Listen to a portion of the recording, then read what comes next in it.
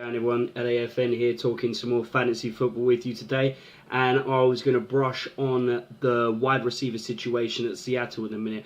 Obviously with Percy Harvin gone, there's a couple of good fantasy options here.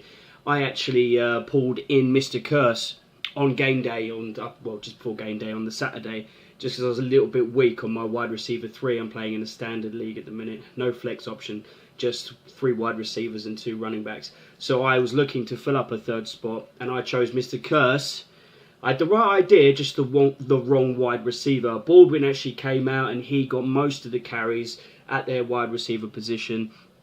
So he did pretty well. So I was a bit gutted, but it's all right. We're going forward now, which leads me to my next point of waiver wire pickup. Obviously, it's pretty much Tuesday now.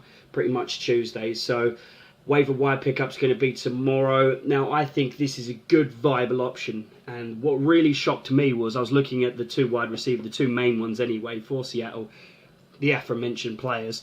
And Doug Baldwin is owned in 36% of leagues. That's it. 36% of leagues, of which 8% starting lineup. That to me is crazy. Especially after the pickup from Harvin moving on. I mean, he's a kind of low-end, I was going to say low-end wide receiver 3. Well, he was anyway. So now he's definitely, for me, a wide receiver 3 pushing that wide receiver 2 role even. Because if you look at his stats against the Rams this weekend, of which they lost, I know they were playing behind, so Wilson was airing out the ball a little bit more. But, I mean, look how much rushing yards he got, so he wasn't airing it out all the time.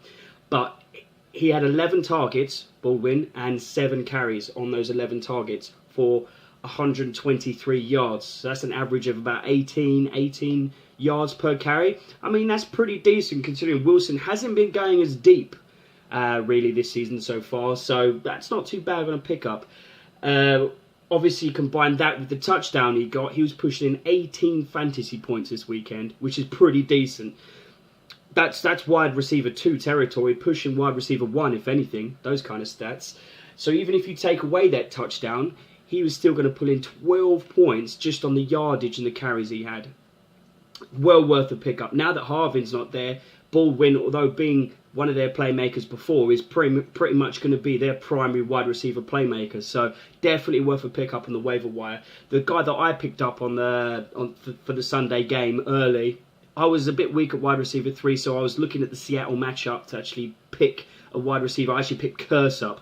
For a bit of a gamble. Baldwin was the favourite, but I was like, yeah, I could just see Baldwin getting marked out a little bit more, freeing up that little bit of space for Curse. So I had the right idea about picking a Seattle wide receiver, but just picked the wrong one. Curse, he did alright. He had seven targets and 3 carries for 50 yards.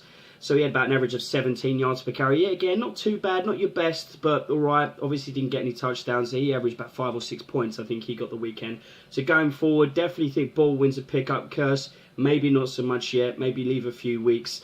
Curse is owned in 10% of leagues, starting 3% anyway, so he's going to be hovering around. But I would expect to see Baldwin's percentages going flying up for the next week. I'd put him up there as a waiver wire pickup because especially in deeper leagues where 12, 16 man team, I think he's going to do pretty well with that wide receiver 3, if not wide receiver 2 over the few weeks.